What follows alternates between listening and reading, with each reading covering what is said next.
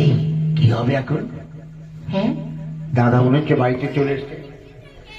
দাদা মনে হচ্ছে বাড়িতে এসছে। তুমি কোনো চিন্তা করো না।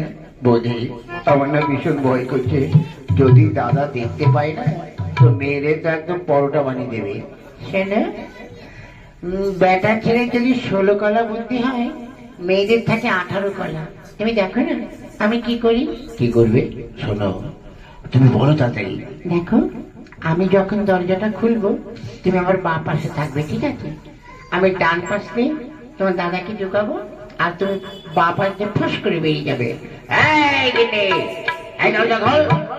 হ্যাঁ, খুলছি।